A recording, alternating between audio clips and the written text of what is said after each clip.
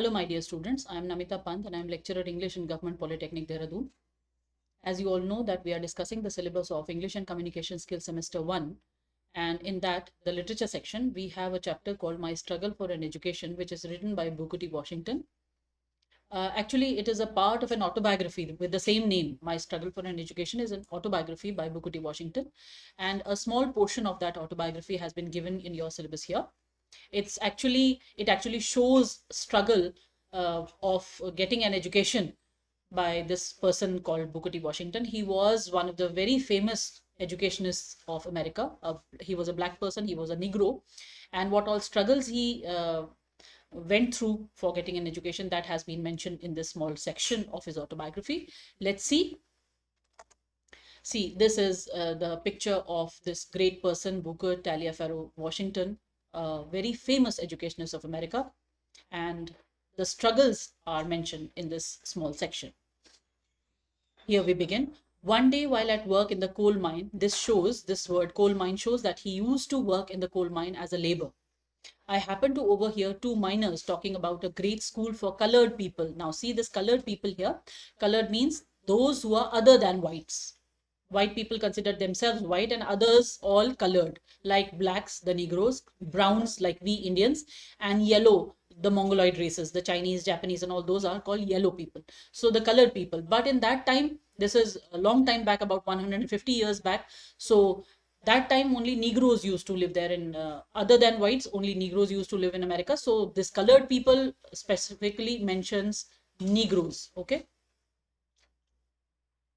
So the colored people somewhere in Virginia. Virginia is a state in USA. Okay. So this was the first time that I had ever heard anything about any kind of school or college that was more pretentious, that was that was looking to be better than the little colored school in our town. He had only heard about his own school that was in his town, and this was the first time that he had heard something about some other school that was looking far better than the school he had in his town. उसके town में जो school था उससे ज्यादा अच्छा सुनाई दे रहा था, ज्यादा बड़ा सुनाई दे रहा था. ये पहली बार था कि उसने ऐसा सुना था. As they went on describing the school, it seemed to me that it must be the greatest place on earth. अच्छा, अब यहाँ पे अगर राइटर जो ये बोल रहा है कि ऐसा लग रहा है कि वो इस पृथ्वी की सबसे अच्छी प्लेस होगी, ऐसा सोचता कौन बच्चा है? ऐसा सोचता वही बच्चा है जिसको एजुकेशन लेने की लालसा हो, इच्छा हो, है ना. He wanted to be a student, so he felt that that school, the one that was being mentioned by those people, that was the greatest place on earth. And not even heaven presented more attractions for me at that time than did the Hampton Normal and Agricultural Institute in Virginia. First thing is, you have to remember the name of the school. The name of the school is Hampton normal and agricultural institute in Virginia. ठीक है. तो वो बोलते हैं कि haven यानी कि स्वर्ग भी उस समय मुझे इतना अट्रैक्टिव नहीं लग रहा था जितना अट्रैक्टिव मुझे ये स्कूल लग रहा था. About which these main were talking. कहां से सुन रहा था? वो जो दो माइनर्स बात कर रहे थे उनसे. I resolved at once. He decided. This is decided. He decided at once to go to that school, although I had no idea where it was or how many miles away. जबकि मुझे ये बिल्कुल भी idea नहीं था कि वो कहाँ है, कितना मील दूर है, या how he was going to reach that place. I remembered only that I was on fire constantly, on fire with a strong desire. He had a strong desire with only one ambition, one thing in mind, and that was to go to Hampton. There was only one desire in his mind, and that was he wanted to go to Hampton to study in that Hampton Normal and Agricultural Institute in Virginia. Okay, this thought was with me day and night. Now there was only one thing in his mind that kept him on fire, and that was to get admission in that school. Okay, let's see. In the fall of 1872, as I already mentioned, that this happened almost 150 years back. This is 2022. 1872 हिसाब लगाइए, बिल्कुल 150 साल होते हैं. 150 साल पुरानी बात है. In the fall is the month of autumn.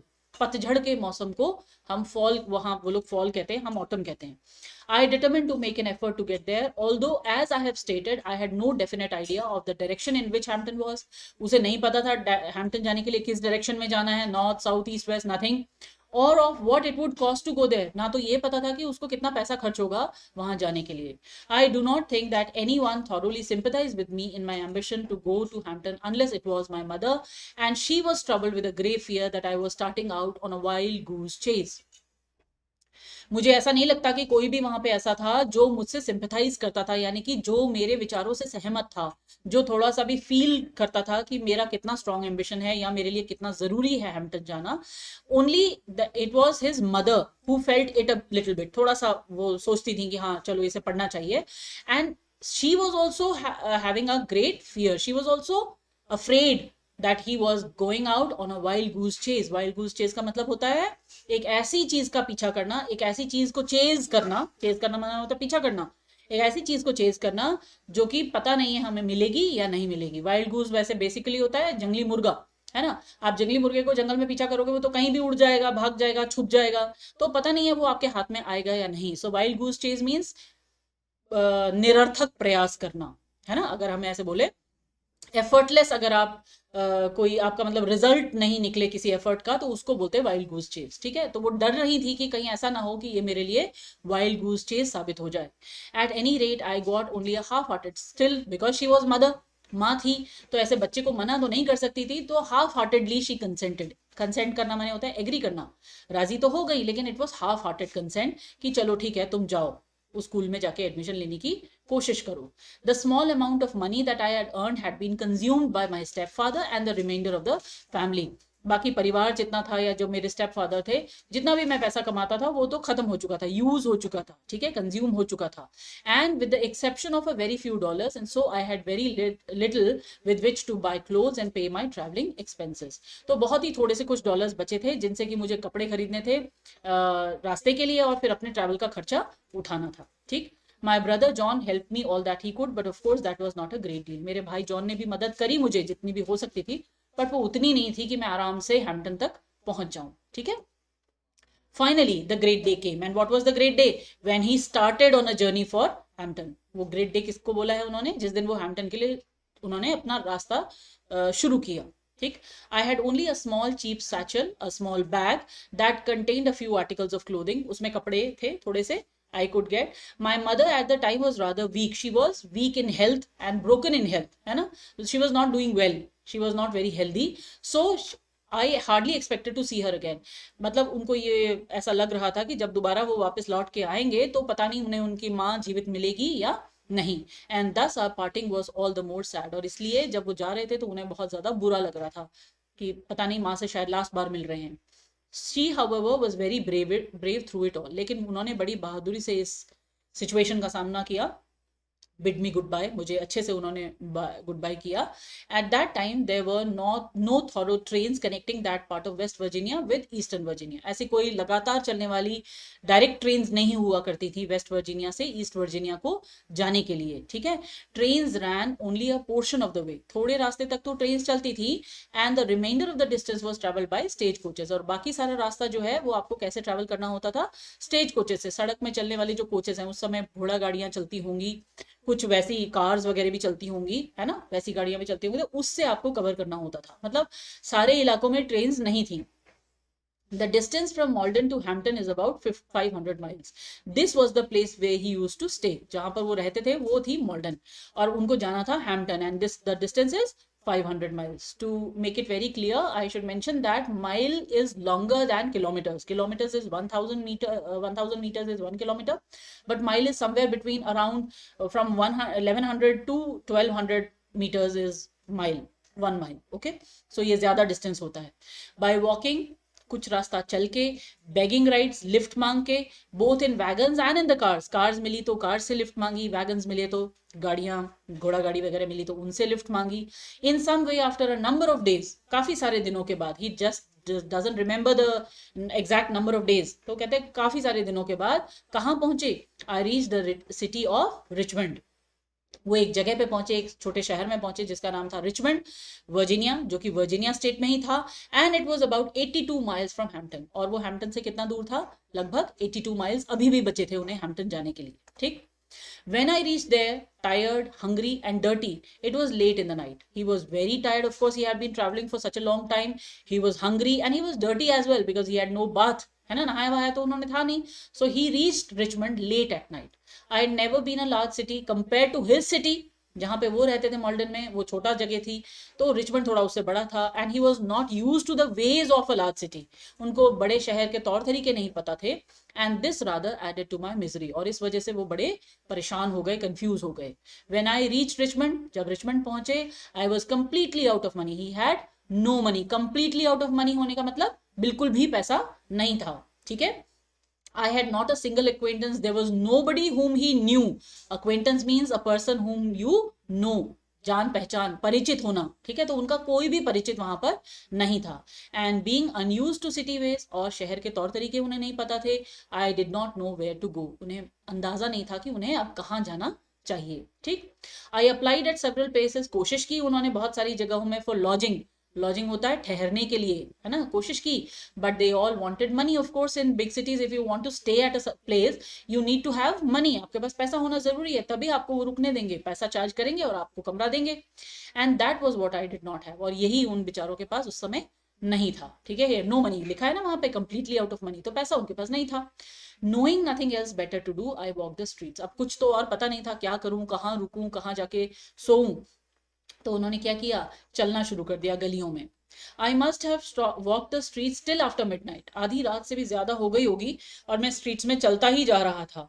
Eight last I became so exhausted, exhausted means to get very very tired, बहुत ज्यादा थक गया, that I could walk no longer, अब मैं चल ही नहीं सकता था। आई वॉज टायर्ड, बहुत सुंदर सेंटेंस है देखिए, I was tired, I was hungry, I was everything but discouraged, ये आप ही लोगों के लिए सेंटेंस दिया हुआ है, आप भी स्टूडेंट्स ही हैं, ये भी एक स्टूडेंट बनना चाह रहे थे, है ना, यही हिम्मत होनी चाहिए एक स्टूडेंट में। He was tired, he was hungry, भूख भी लगी थी, थके भी थे, सब कुछ हो रहा था उनके साथ, नींद भी आई थी, है ना, एग्जॉस्टेड थे, एवरीथिंग बट डिस्करेज, लेकिन हार नहीं मानी थी, निराश नहीं थे बिल्कुल भी, अभी भी उम्मीद थी पूरी पूरी कि एक ना एक दिन उनका एडमिशन वहां उस Hampton normal and agricultural institute Virginia में हो ही जाएगा, ठीक है। सो यही उम्मीद, यही विश्वास एक हमेशा एक स्टूडेंट के मन में होना चाहिए। थके हो, मेहनत कर रहे हो, भूख भी लग रही है, नींद भी आ रही है, लेकिन फिर भी स्टूडेंट का ये फर्ज है कि वो बिना डिस्करेज हुए लगातार मेहनत करता रहे, तभी वो सफल होगा, ठीक है। Just about the time when I reached extreme physical exhaustion, I came upon a portion of a street where the board sidewalk was considerably elevated. जब मैं extreme physical exhaustion की तरफ हो गया था, exhaustion मतलब होता है थकान, physically जब मैं बहुत ज्यादा थक गया था, क्यों physical exhaustion लिखा है, क्योंकि mentally exhausted नहीं थे, शरीर थक गया था उनका, दिमाग तो अभी भी पूरा उम्मीदों से भरा हुआ था, पूरा विश्वास से भरा हुआ था कि उन्हें वहां एडमिशन मिलेगा, है ना। तो फिजिकल एग्जॉशन हुआ था एक्सट्रीम, तो वो एक ऐसी जगह पे पहुंचे जहां पे साइड वॉक था, पैदल चलने वालों के लिए सड़क के किनारे फुटपाथ जैसा बना होता है, तो वो साइड वॉक था, और वो थोड़ा सा ऊंचा था, वॉज कंसिडरेबली एलिवेटेड, थोड़ा सा उठा हुआ था, सड़क और उसके बीच में थोड़ा गैप था, ठीक है। I waited for a few minutes, कुछ देर तक उन्होंने इंतजार किया, till I was sure that no passer by could see me, देखा कि कोई आने जाने वाला मुझे नहीं देख रहा है, एंड देन क्रेप्ट अंडर, और चुपचाप से सरक गए, कहाँ, उस साइड वॉक के नीचे, सड़क और जो साइड वॉक के बीच में जो गैप था ना, उसके नीचे वो सरक के लेट गए, एंड ले फॉर द नाइट, और लेटे रहे वहां पे, for the night upon the ground, जमीन पे लेट गए, with my satchel of clothing for a pillow, और सैचल को उन्होंने क्या बनाया, तकिया बना लिया, सैचल क्या था, एक छोटा सा बैग, ठीक है। Nearly all night I could hear the tramp of feet over my head, पूरी रात भर मुझे अपने सिर के ऊपर पाँव के चलने की आवाज, ट्रैम्पिंग होता है पाँव के जो चलने की चाप, पद चाप को बोलते हैं ट्रैम्प, है ना, तो पाँव के चलने की आवाज मुझे अपने सिर के ऊपर लगातार सुनाई देती रही पूरी रात भर। The next morning I found myself somewhat refreshed, why has he written somewhat refreshed, because he had got some sleep, थोड़ी सी नींद उन्हें आ चुकी थी, तो थोड़ा सा रिफ्रेश्ड वो फील कर रहे थे, but I was extremely hungry, अब नींद पूरी हो गई, वो वाली थकान चली गई, तो भूख महसूस हुई, बहुत ज्यादा भूख लगी थी। As soon as it became light enough for me to see my surroundings, I noticed that I was near a large ship. थोड़ा इतना उजाला होने लगा जब कि चारों ओर वो देख पाए, तो उन्होंने नोटिस किया कि वो एक बहुत बड़े शिप के पास ही हैं, एंड दैट दिस शिप, यानी कि समुद्र के किनारे हैं, and that this ship seem to be unloading a cargo of pig iron, और ये शिप क्या कर रहा था, अनलोड हो रहा था इसमें से एक कार्गो, पिग आयरन का कार्गो होता है सामान, गुड्स, जो भी उसमें सामान लदा हुआ था वो अनलोड हो रहा था, माने उसमें से उतार रहे थे, किसका था वो कार्गो, पिग आयरन का, कच्चा लोहा उसमें था और वो अनलोड हो रहा था, उसे लेबर्स उतार रहे थे शिप से। आजकल के ज़माने में बहुत सारी मशीन्स हैं जो ये अनलोडिंग और लोडिंग का काम कर लेती हैं, पर आज से कुछ सालों पहले तक जब इंडस्ट्रियल रिवोल्यूशन उतना नहीं हुआ था तो लेबर्स ही इस काम को करते थे, लोड करने का भी और अनलोड करने का भी। और इसमें क्योंकि आप शिप्स इमेजिन कर सकते हो बहुत बहुत ज़्यादा बड़ा होता है, और जब उसका कार्गो होता है वो बहुत ही ज़्यादा वजन का होता है, तो इसको क्या लगता है, बहुत सारा टाइम लगता है, समटाइम्स इवन मंथ्स, कई कभी कभी तो महीने लग जाते हैं ये अनलोड और लोड करने में। ठीक है, तो अनलोडिंग हो रही थी कार्गो की, पिग आयरन के कार्गो की। I went at once to the vessel, मैं शिप तक गया and asked the captain to permit me to help unload the vessel in order to get money for food. मैं vessel तक गया और मैंने कैप्टन से बोला कि मुझे परमिट करें अनलोड करने के लिए, वेसल को अनलोड करने के लिए, ताकि मैं अपने खाने के लिए कुछ पैसा इकट्ठा कर सकूं। The captain a white man, captain कौन था, एक गोरा आदमी था, ठीक, वाइट था, who seem to be kind hearted, he was looking kind hearted and he consented, वो राजी हो गया, कंसेंट माने टू एग्री, ठीक है, वो राजी हो गया कि ठीक है तुम भी काम कर लो। I work long enough to earn money for my breakfast, आज तो उतना ही काम कर सकता था क्योंकि उसे बहुत भूख लगी थी, तो उतना काम किया जिससे कि उसका ब्रेकफास्ट का पैसा हो गया। And it seems to me as I remember it now, और आज जब मैं उसे याद करता हूं तो ऐसा मुझे लगता है, he says, it seems to me to have been about the best breakfast that I have ever eaten, कि आज तक इतना अच्छा ब्रेकफास्ट मैंने कभी नहीं खाया जितना उस दिन खाया। ठीक है, क्योंकि भूख लगी थी बहुत ज्यादा, और जब भूख लगी हो तो हम कुछ भी खाएं हमें वो बहुत अच्छा लगता है, तो इसलिए आज तक के मेरे पूरे जीवन का सबसे अच्छा ब्रेकफास्ट मैंने उस दिन खाया, ऐसा उन्हें फील होता है, ये कह रहे हैं, right. My work pleased the captain so well that he told me if I desired I could continue working for a small amount per day. पूरे दिन भर में थोड़ा कुछ पैसा मुझे मिल जाएगा, मैंने इतना अच्छा काम किया, इतना खुश हो गया कैप्टन मेरे काम से कि उसने बोला मैं रोज थोड़ा थोड़ा काम कर सकता हूँ ताकि कुछ पैसा मैं कमा लूँ। This I was very glad to do, और ये करने के लिए मैं बड़ा खुश हुआ क्योंकि he needed money. I continued working on this vessel for a number of days, बहुत दिनों तक मैं इस वेसल पे, इस शिप पे काम करता रहा। ठीक है, after buying food with small wages, wages means salary, ठीक है, वेजेस के लिए दूसरा वर्ड इंग्लिश में होता है सैलरी, तनख्वाह, तो खाना खरीदता था मैं अपनी सैलरी से, और उसके बाद उतना कुछ मेरे पास नहीं बचता था, there was not much left to add on the amount I must get to pay my way to Hampton, इतना पैसा नहीं बच पाता था कि मैं हैम्पटन जाने तक का अपना खर्चा उठा सकूं। In order to economise in every way possible, बचत करना, इकोनोमाइज मीन्स बचत करना, हर तरीके से मैं बचत करने की कोशिश कर रहा था, so as to be sure to reach Hampton in a reasonable time, कि सही समय पर मैं हैम्पटन पहुंच सकूं। क्या किया उसने, I continue to sleep under the same sidewalk, उसी साइड वॉक में जाके सोते रहे, कमरा नहीं लिया उन्होंने कभी भी, क्योंकि कमरा में फिर पैसा खर्च होता, तो वो साइड वॉक में ही सोते रहे। When I had saved what I considered enough money with which to reach Hampton, I thanked the captain of the vessel for his kindness and started again. जब इतना पैसा मेरे पास इकट्ठा हो गया कि मैं आराम से हैम्पटन पहुंच जाऊंगा मुझे लगा, तो मैंने उस शिप के कैप्टन को थैंक्स कहा फॉर हिज काइंड हार्टेडनेस, कि उन्होंने बहुत मतलब मेरे पर दया दिखाई, मेरे को काम पे लगाया, और फिर मैं अपनी जर्नी पर फिर से शुरुआत मैंने कर दी। विदाउट एनी अनयूजुअल अकरेंस, कोई ऐसी घटना नहीं हुई है ना, अनयूजुअल माने अस्वाभाविक, और अकरेंस माने घटना, कोई ऐसी घटना नहीं हुई, मैं आराम से हैम्पटन पहुंच गया with a surplus of exactly 50 cents. कितने पैसे बचे थे, सरप्लस माने बचत, कितनी बचे हुए थे मेरे पास, सिर्फ 50 सेंट बचे थे, जिससे कि मुझे अपनी एजुकेशन स्टार्ट करनी थी। ठीक है, the first sight of the large three-story brick school building seemed to have rewarded me for all that I had undergone in order to reach the place. वो जो बड़ी सी 3 मंजिला बिल्डिंग मुझे, ब्रिक की, ईंटों की बिल्डिंग दिखाई दी, मुझे ऐसा लगा जितना भी मैंने स्ट्रगल अभी तक यहाँ पहुंचने के लिए किया है उस सब का रिवॉर्ड मुझे मिल गया है, वो सब मुझे पे बैक हो गया है, इतना सुंदर मुझे वहां पे लगा, इतना अच्छा लगा। The sight of it seem to give me new life, ऐसा लगा कि उसको देख के मुझे नया जीवन मिल रहा है। ठीक है, I am getting a new life.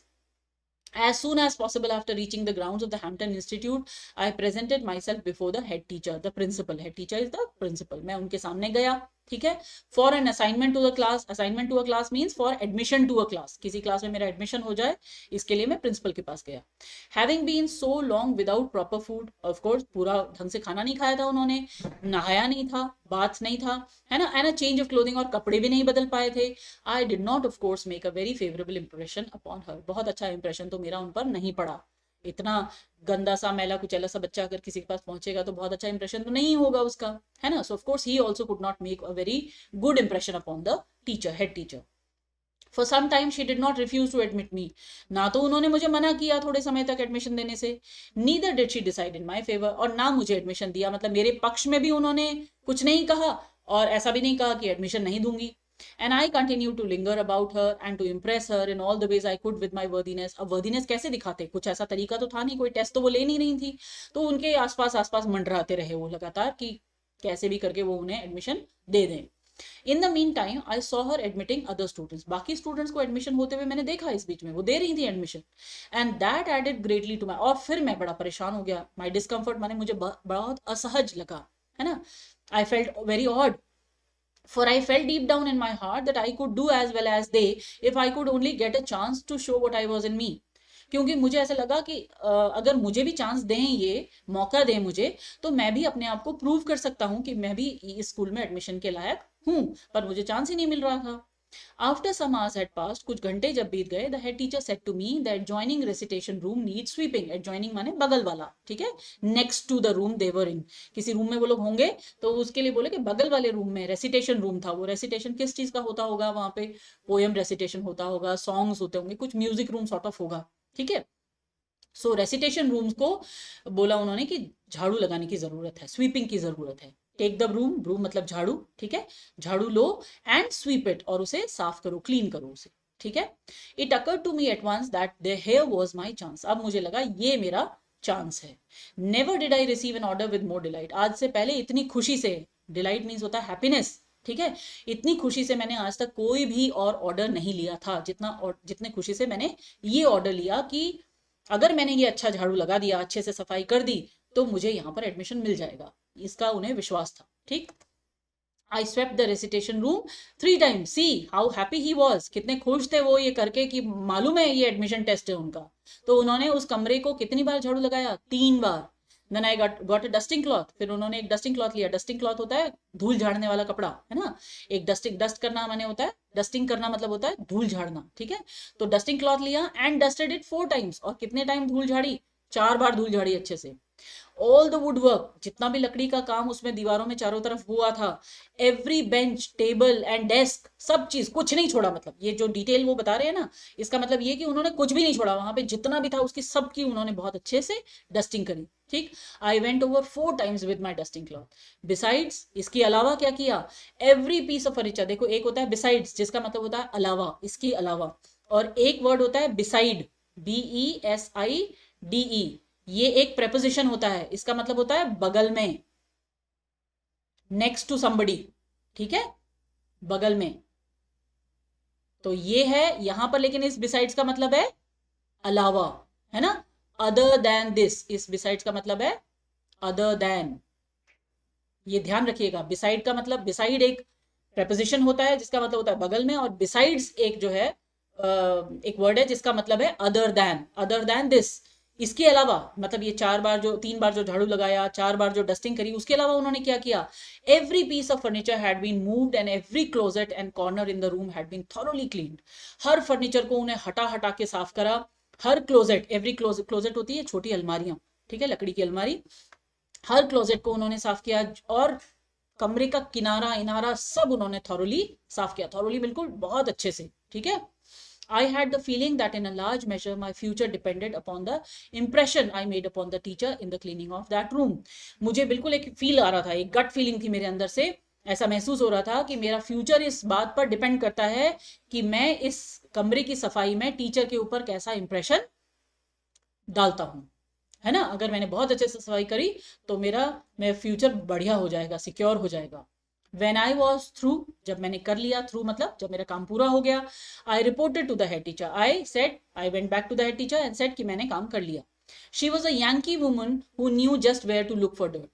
बड़ी तेज महिला थी. She was a very clever woman. उन्हें पता था धूल उन्होंने कहाँ देखनी है, डर्ट को उन्होंने कहाँ ढूंढना है, उन्हें ये बहुत अच्छे से पता था. तो उन्होंने क्या किया, She went into the room and inspected the floor and closet. सबसे पहले उन्होंने फर्श चेक किया, अलमारियां चेक की. Then she took her handkerchief, और फिर अपना हैंकी निकाला उन्होंने, ठीक है, और क्या किया, रब किया उसे वुडवर्क पर, जो दीवारों पर लकड़ी का काम हुआ था ना, उस पे हैंकी को रगड़ करके देखा, and over the table and benches, और टेबल को भी रगड़ के देखा, बेंचेस को भी रगड़ के देखा, कहीं भी मतलब अगर उनके हैंकी में धूल चिपक जाती तो उन्हें पता चल जाता कि सफाई अच्छे से नहीं हुई है, तो हर जगह उन्होंने अपने हैंकी को ऐसे रगड़ रगड़ के चेक किया। when she was unable to find one bit of dirt on the floor, एक कण भी नहीं मिला उन्हें फ्लोर पर, और a particle of dust on any of the furniture, या फर्नीचर पर भी एक भी डस्ट का पार्टिकल उन्हें नहीं मिला, she quietly remarked, आराम से उन्होंने रिमार्क किया, कमेंट किया, I guess you will do to enter this institution, मुझे लगता है तुम्हारा इस इंस्टीट्यूशन में एडमिशन हो जाएगा। ठीक है, देखो डबल इन्वर्टेड में लिखा है, ये सेंटेंस उन्हें अभी भी याद है। उन्हें ये तो याद नहीं था कि उन्होंने शिप में कितने दिन काम किया, ये भी याद नहीं था कि एग्जैक्टली कितने नंबर ऑफ डेज उनको लगे वहां से वहां आने में, पर उन्हें ये याद है कि उन प्रिंसिपल जो उस दिन वहां पे प्रिंसिपल थी, उनके एग्जैक्ट वर्ड्स क्या थे, डबल इन्वर्टेड में मेंशन कर रखा है उन्होंने। सोच रही हूँ कितना इंपॉर्टेंट रहा होगा उनके लिए ये सेंटेंस, कि ठीक है शायद लगता है कि इस इंस्टीट्यूशन में तुम्हारा एडमिशन हो जाएगा। These were I think the best words he had ever heard, है ना, उस समय तो उनके लिए ये सबसे सुंदर शब्द थे जो उन्होंने सुने। I was one of the happiest souls on earth, मैं उस दिन ऐसा लग रहा था कि इस पृथ्वी पर मेरे बराबर खुश तो कोई होगा ही नहीं। The sweeping of that room was my college examination, and never did any youth pass an examination for entrance into Harvard और Yale that gave him more genuine satisfaction. और मुझे लगता है कि किसी भी बच्चे को, यूथ माने यंग बच्चा जो है, किसी को भी, चाहे उसने हार्वर्ड यूनिवर्सिटी बहुत फेमस यूनिवर्सिटी अमेरिका की, येल यूनिवर्सिटी भी बहुत फेमस यूनिवर्सिटी है अमेरिका की, तो हार्वर्ड या येल के एंट्रेंस एग्जामिनेशन के बाद भी, एडमिशन के बाद भी किसी बच्चे को इतना सेटिस्फैक्शन नहीं मिला होगा जितना जेन्युइन सेटिस्फैक्शन मुझे उस दिन मिला। ठीक है, I have pass several examination since then, उसके बाद से मैंने कई सारे एग्जामिनेशन पास किए हैं, but I have always felt that this was the best one I ever passed. Why did he feel that this was the best exam that he had ever passed? Because this was the base, this was the foundation of his further education. आगे की सारी education का base यही admission उसका हुआ, कि Hampton normal and agricultural institute Virginia में जो उनका एडमिशन हुआ, वहीं से उनको एक बेस मिला, एक फाउंडेशन मिला, वहीं से उनकी रियल एजुकेशन स्टार्ट हुई, और फिर वो उस लेवल तक पहुंचे जहां हम आज उन्हें कहते हैं कि वो he was one of the greatest educationist of America. ठीक है, तो इसलिए ये कह रहे हैं कि शायद ये मेरा बेस्ट एग्जाम था, बेस्ट टेस्ट था जो मैंने पास किया है। ठीक, so this is all about the chapter. I hope you got an idea about the story. बहुत इंटरेस्टिंग चीज है, and let me tell you, आपको पता ही चल चुका है कि ये कोई मनगढ़ंत कहानी नहीं है, this is not imagination, this is what this Booker T Washington, this he went through this all this, है ना, ये स्ट्रगल उन्होंने किया है सचमुच में, ऐसा उन्होंने झेला है सचमुच में टू गेट एन एजुकेशन। सो इसीलिए तो टाइटल है, देखो कितना एप्ट टाइटल है, माई struggle for an education, education के लिए जो मेरे संघर्ष रहे उसकी एक दास्तान, उसकी एक छोटी सी स्टोरी यहाँ पे आपके सामने प्रेजेंट की है। अगर आप लोग मोटिवेटेड हो, अगर आप लोग और ज्यादा इनके बारे में जानना चाहते हो, तो you can go through this autobiography, ये आप पढ़ सकते हो, आपको ऑनलाइन मिल जाएगी, माई स्ट्रगल फॉर एन एजुकेशन, और उसको पढ़िए, आपको बहुत मोटिवेशन मिलेगा, आप लोग बहुत इंकरेज हो गए इसको पढ़ करके, और आपको लगेगा स्टूडेंट वास्तव में कैसा होता है ना।